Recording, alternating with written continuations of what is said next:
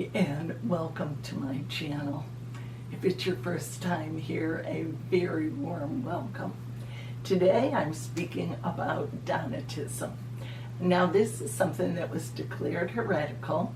It shows up when there's persecution in the church. It was first seen primarily in northern Africa in the 4th and 5th century. Augustine was one of those who fought against Donatism. The governor in North Africa at the time of the Diocletian persecution would accept as a renunciation of faith when a priest or bishop or an individual turned over their scriptures to the government.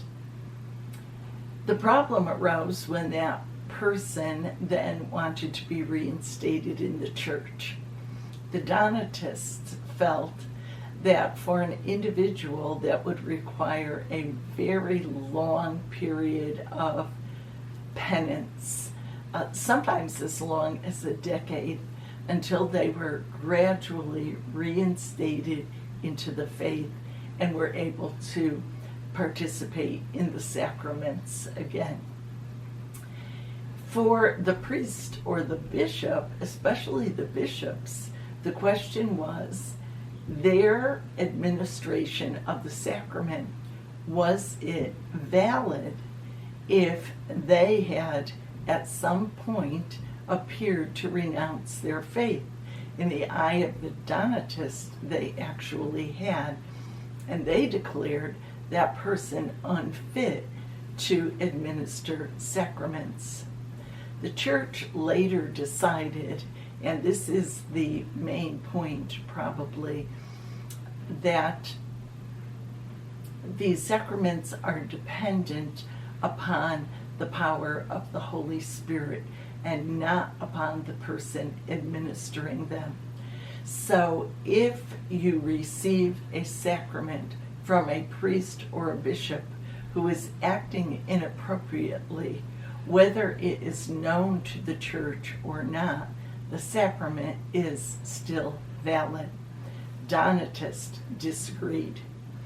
We see today in the church that very often sacraments are repeated as or redone as one travels from denomination to denomination, most especially the sacrament of baptism.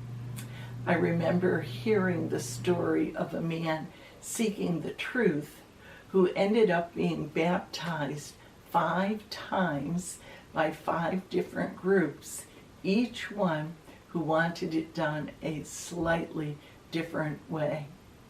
He finally gave up and felt that he was either baptized correctly by now or he never would be.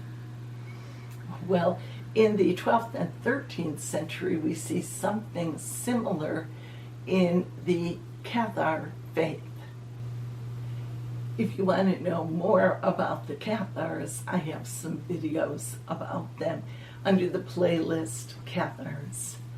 Now, they rejected Roman Catholicism as it was in their day, and therefore the priests and bishops of the Catholic Church were not ministering to them.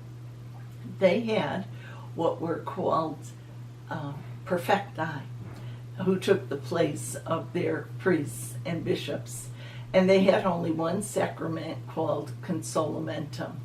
However, they embraced the Donatist idea that if, even at a much later date, a person who had performed the consolamentum for you, so you had received it through them, that person then did something that was against the restrictions on the perfecti, that consolamentum was no longer valid and would have to be redone.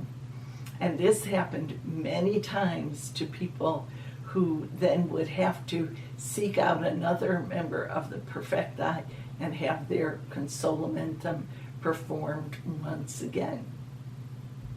That's just an example of where the idea of the Donatist shows up in Christianity at later times. Well, what do you think about it? I've told you what the orthodox stance is and given a couple of examples of the Donatist way of thinking. Do you think if a priest or bishop is acting inappropriately, is the sacrament that is being performed still valid?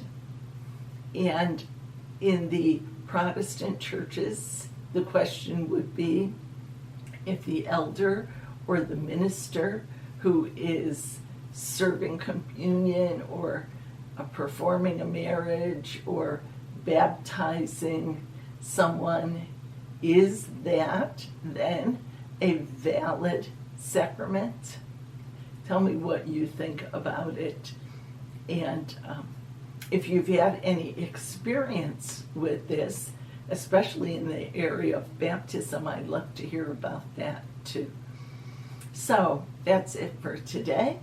I invite you to subscribe to the channel if you enjoy topics like this, and I hope that you'll be here again next time.